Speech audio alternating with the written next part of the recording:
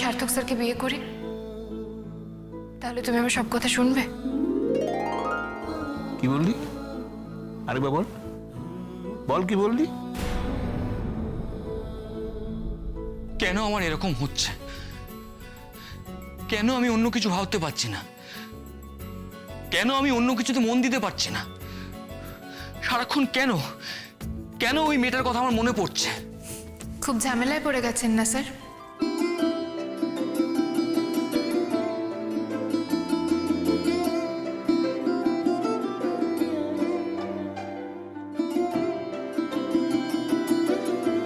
এ কি, তুমি তুমি এখানে এত রাতে এলে কি করে?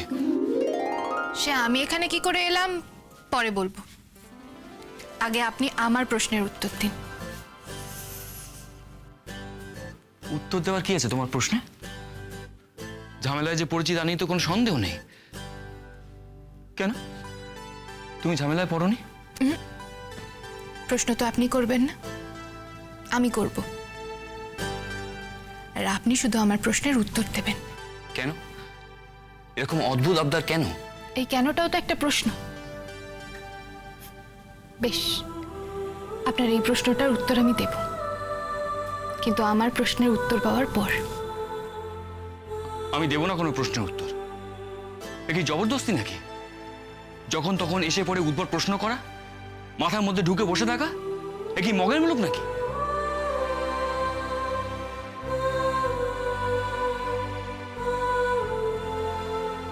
কেন দেবেন আমার প্রশ্নের উত্তর?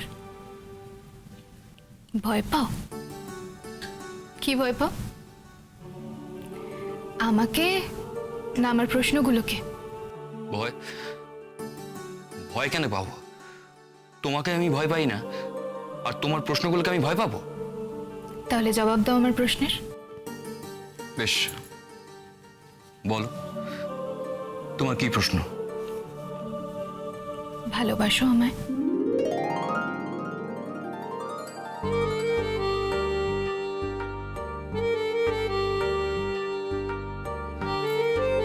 জানি না।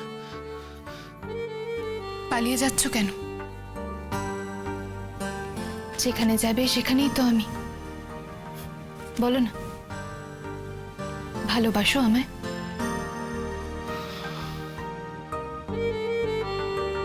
বাসি, খুব ভালোবাসি। তাহলে স্বীকার করো না কেন? নিজের কাছে স্বীকার করি না, শুধু বাইরে থেকে, বাইরে সকলের কাছে, কিন্তু নিজের কাছে প্রতিটা মুহূর্ত স্বীকার করেছি। আমি নিজে তো অনুভব করেছি যে আমি তোমাকে কতটা ভালোবাসি। তুমি একদিন কলেজে না এলে, ক্লাস না করলে আমার অস্থির লাগে। মনে হয় কখন তোমাকে দেখব। তুমি কেন কলেজে আসোনি সেটা ভেবে আমার রাগ হয়, আজও রাগ হয়। তুমি অন্য কাউকে বিয়ে করে চলে যাবে ভাবলে আমার জগৎ অন্ধকার লাগে স্রোত। খুব রাগ হয়, সবার উপরে রাগ হয়। স্রোত, আমার সবসময় ইচ্ছা হয় তোমাকে নিজের কাছে রাখি, নিজের করে রাখি। আমি চাই তুমি চিরকালের মতো আমার কাছে থাকো। তবে কেন বললে মাত্র 1 বছরের জন্য হবে আমাদের বিয়ে? সেটা তো আমার দুর্বলতা। আমি তোমাকে খুব ভালোবাসি, পাগলের মতো ভালোবাসি। আছে তুমি যদি সেটা ধরে ফেলো, আছে যদি তুমি সত্যিটা জেনে যাও, সেই জন্যই আমি কথাগুলো বলেছি। জানি আমি। কি? এই যে তুমি আমার প্রতি দুর্বল, তুমি ভালোবাসো আমায়, সে আমি অনেককালই জানি। তাই? তাই কবে থেকে জানো? সেই যেদিন মেডিকেল ক্যাম্পে গেলাম, অসুস্থ আমার কাছে তুমি ছুটে এলে, সেই দিন থেকে জানি। সেই কলেজের ফাংশনে গাইতে গাইতে গানের শব্দগুলো যখন তোমার মনের কথা হয়ে যাচ্ছিল, সেই দিন থেকে জানি। জানতেই যখন ধরা দাওনি কেন? কেন স্বীকার করনি?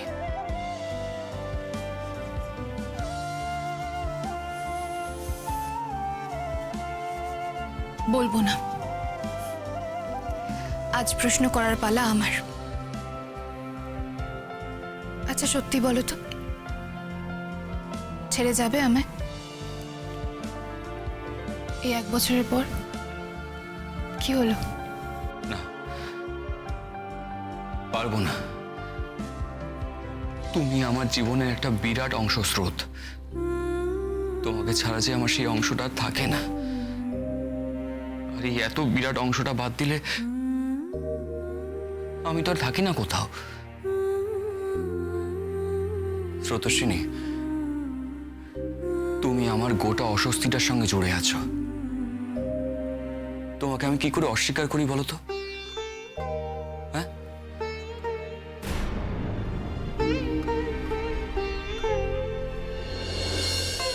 স্রোত, স্রোত, এ কি? তুমি আসোনি? তাহলে আমি যে কথাগুলো তোমাকে বললাম সেসব কি আমার মনের কথা? আমি এত কিছু ভেবেছি তোমার জন্য। কই, আমি আগে তো এসব ভেবে দেখিনি। উফ, কেমন যেন সব গুলিয়ে যাচ্ছে।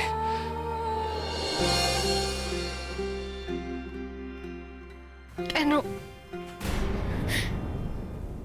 কেন এত নিষ্ঠুর তুমি? কি করে বলতে পারলে যে মাত্র 1 বছরে শেষ হয়ে যাবে আমাদের এই সম্পর্ক? তারপর তারপর কি করে থাকবো আমি? কি করে ছেড়ে যাব তোমাকে?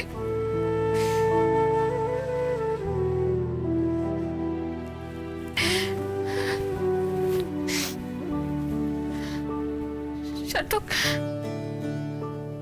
তোমার কাছে কি বিয়েটা এতটাই ছেলে খেলা? আর আমি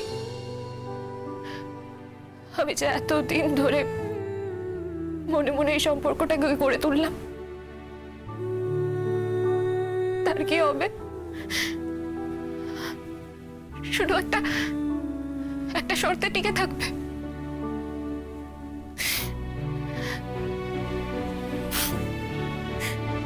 সার্থক, আমি যে চেয়েছিলাম তুমি নিজের মুখে এসে আমাকে বলো একসঙ্গে পথ চলার কথা, আঙ্কেলের কাছে সত্যিটা স্বীকার করো। কেন কেন আশা করেছিলাম আমি? কেন কেন পারলে না তুমি বলতে যে তুমি আমায় ভালোবাসো? কেন এমন করে ভাসিয়ে দিলে আমায়? কেন?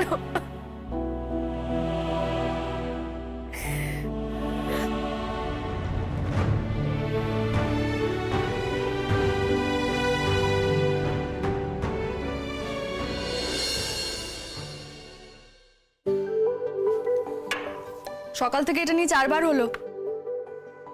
মোটে, তোমার কফি কোথায়?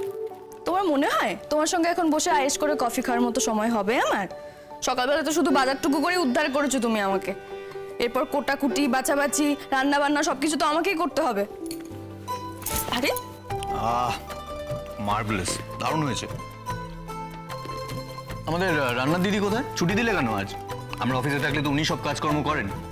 সেই জন্যই ছুটি দিয়েছি। রোজ বেচারি সকাল সকাল এসে তাড়াহুড়ো করে আমার তোমার টিফিন বানায়, রাতের খাবার করে, কত কি করে বলো তো। আরে বাবা, একটা দিন ছুটি তো ও ডিজার্ভ করে নাকি? হ্যাঁ, তবে সেটা আজকেই করতে হলো? মানে সেই দিনই করতে হলো যেদিন তোমার বাড়ির লোকেরা সবাই বাড়িতে আসবে। তোমার বাড়ির লোকেরা কি ভাববে বলো তো? দাদা, মা, বৌমুনি সবাই ভাববে যে আমি তোমাকে খাটিয়ে খাটিয়ে তোমার হাড় মাস কালি করে দিচ্ছি।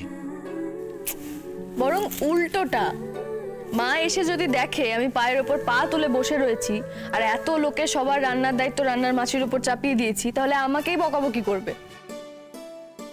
আর ওরা তো আমার বাড়িরই লোক, ওরা জানে যে এই সব কিছু আমার অভ্যেস আছে, বুঝেছো? ধুর, কফি ভালো হয়েছে, তবে আমি আজ শুধু শুধু ছুটি নিলাম। আমি আরো ভাবলাম যে বাড়ির লোক আসার আগে আমরা হাজবেন্ড ওয়াইফ যেটুকু সময় পাবো আমরা একটু প্রেম করব, রোম্যান্স করব। তা না, ম্যাডাম একেবারে রান্নাঘরে কাজে লেগে পড়েছে। বুঝেছি, সেই জন্যই তুমি নিজের ঘর ছেড়ে রান্নাঘরের সামনে এরকম ল্যাপটপটা খুলে বসলে, তাই তো? আরে না না, সেই জন্য বসিনি। আমি ভেবেছিলাম আমি তোমাকে রান্নার কাজে হেল্প করব, কিন্তু তুমি তো একদম দশভুজা হয়ে সব কাজ একাই করে ফেলছো। মুখের কথা আমি শুনছি না মশাই। যদি সত্যি তুমি আমাকে হেল্প করতে চাও তাহলে রান্নাঘরে গিয়ে খুন্তি নেড়ে আমাকে হেল্প করতে হবে, বুঝেছো? হ্যাঁ, বুঝেছি। এসো তাহলে। ও শোনো, চোরকি কি বলেছে জানো আজকে? কি বলেছে বাঘাবুড়ি? বলেছে বড় পিপি তুমি নিজের হাতে আমার জন্য রান্না করবে, আর বড় পিসাইকে সেই রান্নাগুলো সার্ভ করে আমাকে খাওয়াতে হবে। আমি যেরকম নিজের হাতে ওকে আগে খাইয়ে দিতাম, সেরকম তোমাকে আজকে ওকে খাইয়ে দিতে হবে। সর্বনাশ, মানে ও সত্যি এই কথাটা বলেছে? সত্যি? মিথ্যে কথা আমি কেন বলতে যাব? তুমি ও এলে ওকে জিজ্ঞেস করে নিও। না না, জিজ্ঞেস করা দরকার নেই, আমার জিজ্ঞেস করা দরকার নেই, কিন্তু বলতে হবে মেয়েটা কিন্তু অনেক দূরের কথা ভেবে নিয়েছে। আমি ওকে আদর করে পাকা বুড়ি বলতাম ঠিকই, কিন্তু কখনো ভাবিনি যে ও এতটা দূরদর্শী। মানে? বুঝতে পারোনি? সত্যি বুঝতে পারছো না? আরে বাবা, ও আমাকে বাচ্চাদের খাওয়ানো টাওয়ানো এগুলো আগে থেকে প্র্যাকটিস করিয়ে রাখছে, যাতে ভবিষ্যতে আমার কোনো অসুবিধে না হয়। আরে আমরা দুজন 1 থেকে 2, 2 থেকে 3, 3 থেকে 4, 4 থেকে 8 হবার প্ল্যান করার আগে থেকেই তোমার ভাইজি সব কিছু ভেবে রেখেছে।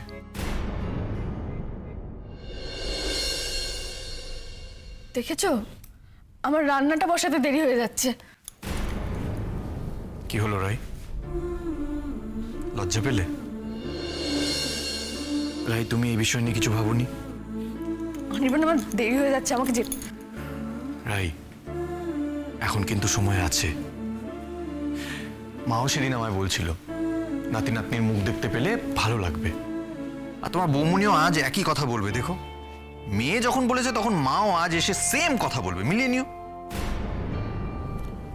অনির্বাণ, আরে বাবা, চোরকে অত কিছু ভেবে গেছি বলেনি, তুমিও না যা খুশি বলে যাচ্ছ। এই তুমি স্নানে যাবে না? তখন থেকে এখানে বসে বসে কফি খাচ্ছ আর কাজের নামে আড্ডা দিচ্ছ। আমি আড্ডা দিচ্ছি না, আমিও চাইছি কাজের কাজ হোক, কিন্তু আমাকে তো সে সুযোগই দিচ্ছে না। সে শুধু ভাবছে যে চোর কি কি খাবে, দাদা কি খাবে, বৌমনি কি খাবে, মা কি খাবে, তারা কি ভালোবাসে খেতে, অথচ আমি কি ভালোবাসি সেটা নিয়ে তার একটু মাথা ব্যথা নেই। সে কিচ্ছু মনেই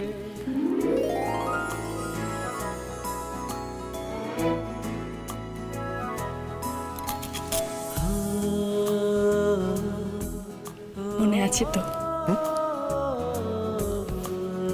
চিংড়ি মাছের মালাইকারি, কচুর শাক আর মাছের মাথা দিয়ে ডাল, বুঝলে?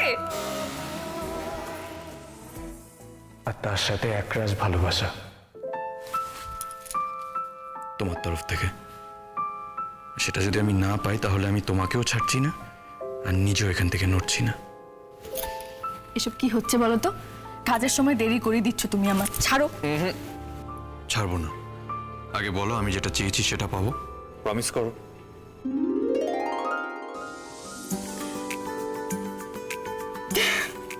ভেবে দেখবো। ওভাবে বললে হবে না রাই, প্রমিস করতে হবে। আচ্ছা বেশ, প্রমিস। এবার ছাড়ো আমাকে। এবার কি আপনি একটু স্নানটা সারতে যাবেন? আরে ওর আসতে তো এখন অনেক দেরি আছে, সেই রাতে আসবে। এখন থেকে এত তাড়া দিচ্ছ কেন বলো তো? তার চেয়ে বরং আমরা একটা কাজ করি না, আমরা বাইরে থেকে খাবার আনিয়ে নিই। যে সময়টা আমরা হাতে পাবো সেই সময়টা আমরা নিজেদের মতন করে কাটাতে পারি। আবদার? আমি প্ল্যান করে রেখেছি কি কি রান্না করব। সবার জন্য একটা করে ফেভারিট ডিশও থাকছে। জানো, নীলুকে আর সৌর্যকেও আসতে বলেছিলাম, আসতে পারবে না বলেছে। আশ্রয়, সে আসবে নাকি তার হবু বরকে নিয়ে? বাবা উফ, আমি তো স্রোতের সামনে সার্থকের কথা তুলিনি ভয়েতে।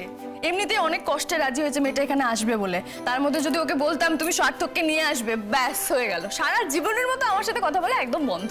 তবে যাই বলো, আমার ধারণা ওদের দুজনের জুটিটা না জমে যাবে। দেখো, বিয়ের সময় পুরোহিতের মন্ত্র পড়ার প্রয়োজনই পড়বে না, ওরা দুজনে যা ঝগড়া করবে তাতেই পুষিয়ে যাবে। একদম ঠিক বলছো।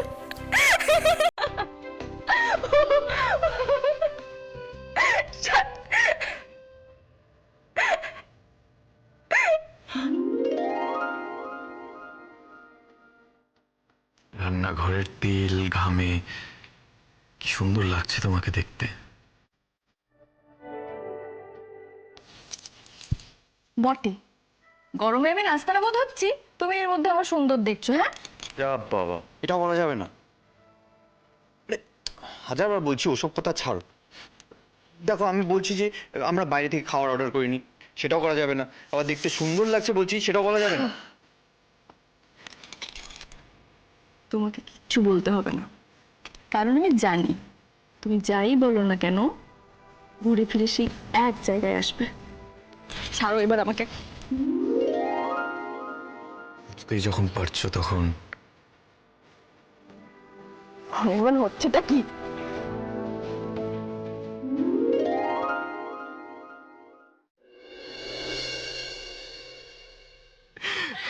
বাট সিরিয়াসলি বিক্রম, তোমাকে দেখে আমার খুব ভালো লাগছে।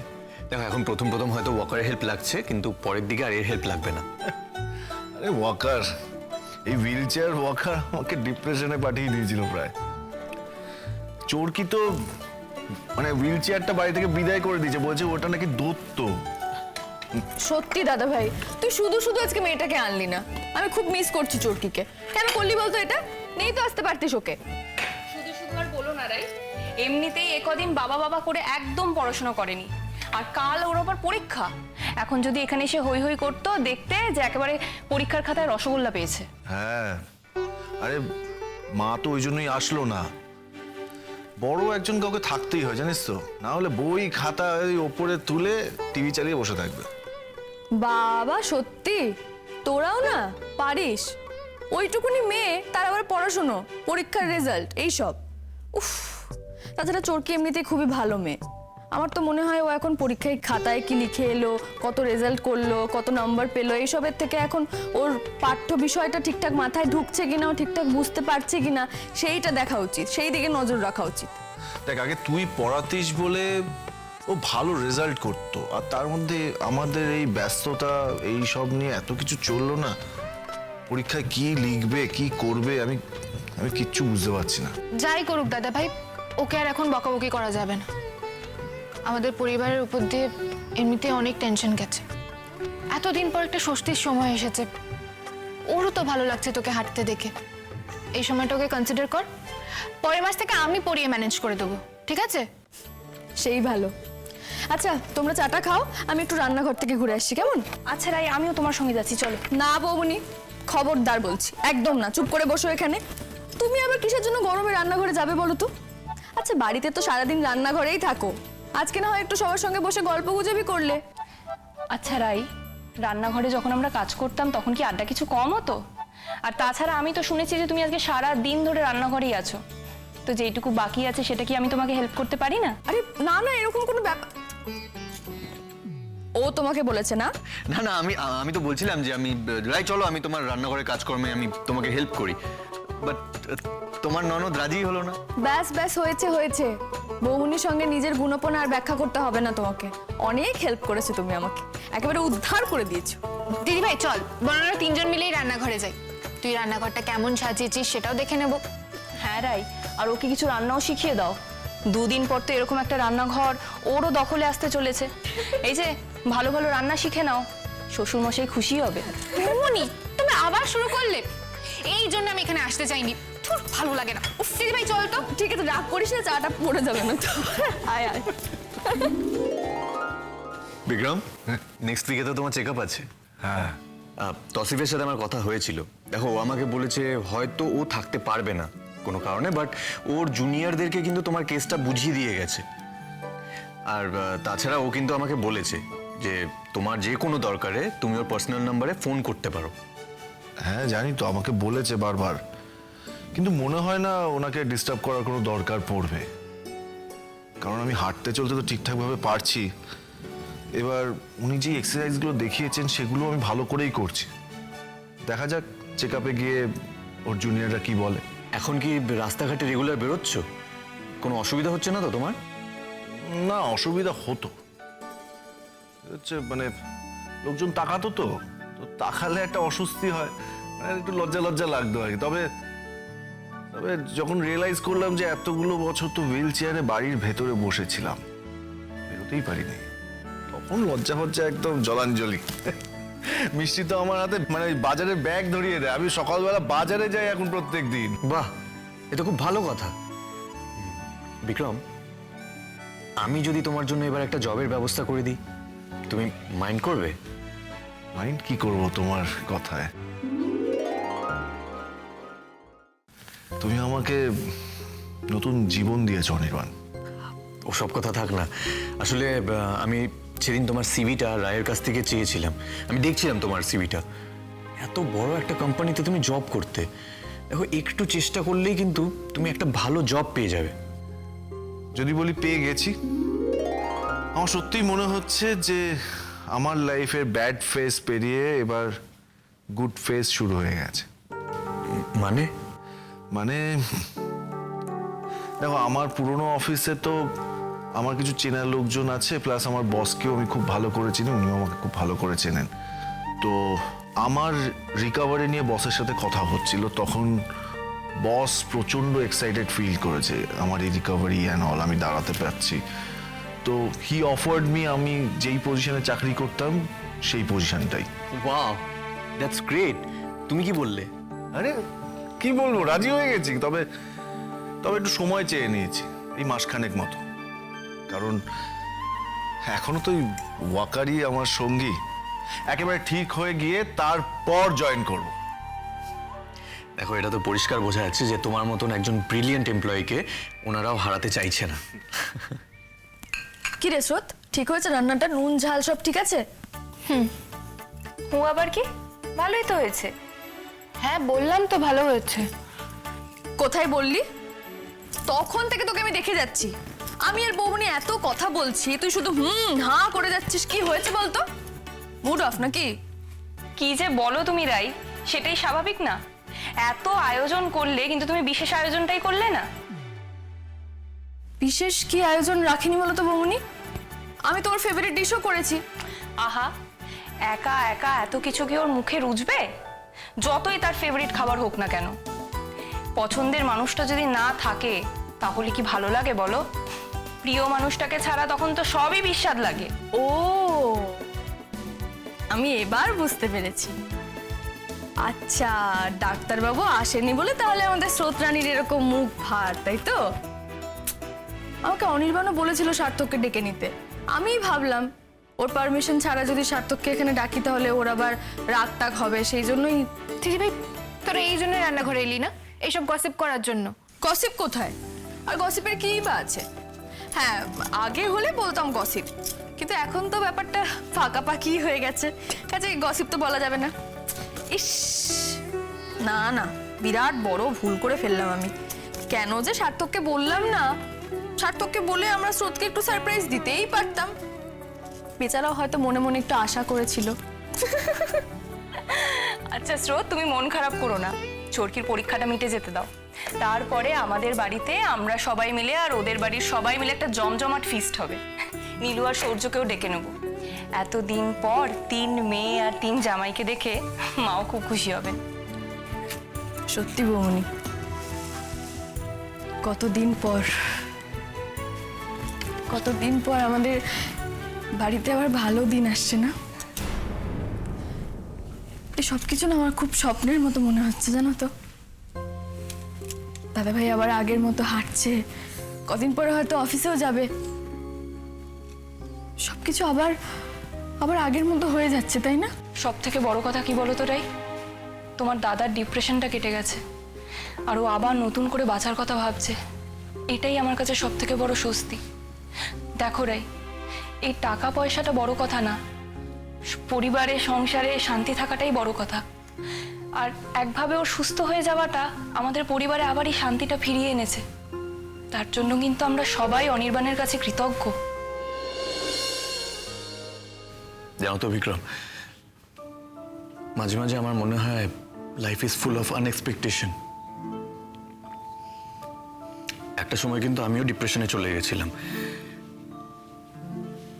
রায় আমার জীবন থেকে চলে গেল, সবাই আমাকে ভুল বুঝতে শুরু করলো। না, আমি কিন্তু কাউকে দোষ দিচ্ছি না, আমারই ভুল ছিল। আমি একের পর এক ভুল করছিলাম, আর নিজের ভুলের জন্য আমি নিজেই তলিয়ে যাচ্ছিলাম। তবে লাইফ আমাকে কিন্তু আরো একটা সুযোগ দিয়েছে। হ্যাঁ, যদিও কারণটা অন্য ছিল, কিন্তু জীবনের উপর থেকে কিন্তু আমি আশা হারিয়ে ফেলেছিলাম। রাই আমার জীবনে ফিরে আসার পর আমি আরো একটা সুযোগ পেলাম, নিজেকে আবার নতুন করে আবিষ্কার করলাম। আমি বুঝতে পারছি, মানে আমার পঙ্গুত্বের যন্ত্রণা আর তোমার রাইকে হারিয়ে ফেলা যন্ত্রণা, মানে যে ডিপ্রেশনে তুমি গেছিলে, সেই যন্ত্রণাটা খুব সিমিলার। দেখো, ভগবান আমাদেরকে আবার আমাদের পুরনো খুশি আনন্দ সব ফিরিয়ে দিয়েছে। মানে আমি কিন্তু এখন আর মানে মিষ্টির কোনো বিশ্বাসকেই আমি অস্বীকার করি না, জানো তো। বিশ্বাসের জোর তো আছেই বিক্রম। এই যে জীবন আমাদেরকে আরেকটা সুযোগ দিয়েছে, এই সুযোগটা না আমরা আর কোনো মতে হারাবো না। আমরা আমাদের হাতের ফাঁক গলে এই সুখ, এই আনন্দ আর কোনো মতে পিছলে যেতে দেব না। এইবার আমরা সবাইকে একসাথে নিয়ে সুখে, শান্তিতে, আনন্দে জীবন কাটাবো। হ্যাঁ, আমিও। দেখো, জীবন যখন দুহাত ভরে আমাদেরকে দিচ্ছে, তখন পরিপূর্ণভাবে আমাদের ওটাকে অ্যাকসেপ্ট করে নেওয়াটাই কিন্তু জীবনের সবচেয়ে বড় স্বীকৃতি। এখানে কোনো রকম কোনোভাবে ফাঁকি রাখা যাবে না, কোনো ত্রুটি যেন না থাকে। অনেক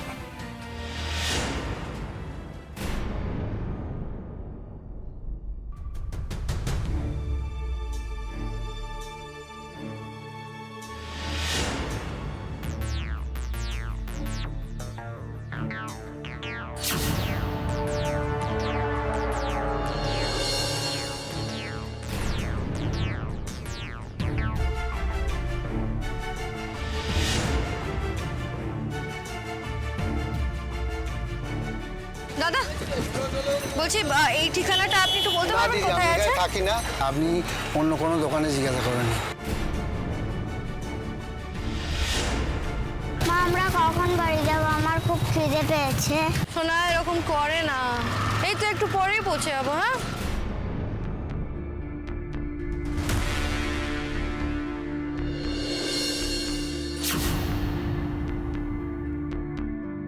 আচ্ছা দাদা, হ্যাঁ, এই অ্যাড্রেসটা কোন দিকে বলতে পারবেন? অনির্বাণ সেনের বাড়ি। আরে এ তো অনিদার বাড়ি। আপনি ওই ডান দিকের মোড়ে গিয়ে বাঁ দিকে বেঁকবেন, আপনার বাঁ হাতে 2 নম্বর বাড়ি। আপনি অনিদার রিলেটিভ নাকি? হ্যাঁ, উনি আমার হাজবেন্ড।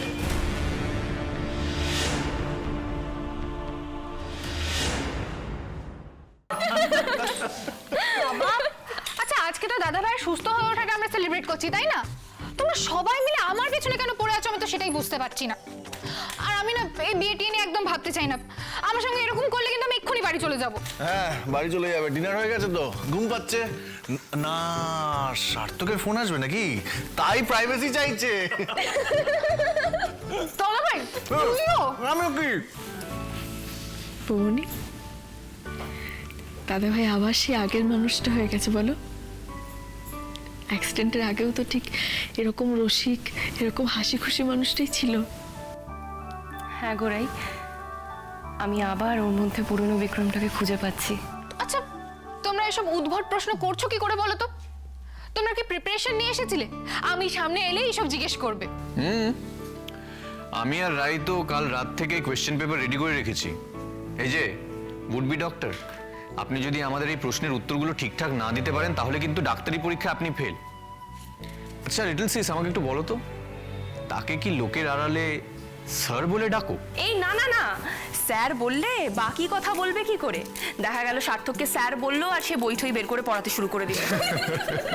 আমাকে না আজকে রাতেই পড়তে বসতে হবে। দিদি তোর কিচেনের খাবার দাবার বাকি নেই, সব খাওয়া হয়ে গেছে তাই তো? তাহলে এবার আমরা বাড়ি যাই, চলো। আরে না না, কি চলো বাড়ি যাই? আরে এখনো তো আসল কাজটাই হয়নি, আইসক্রিমই তো খাওয়া হলো না। সবাই বললো যে খেয়ে দিয়ে উঠে আইসক্রিমটা খাবে, বুঝেছো?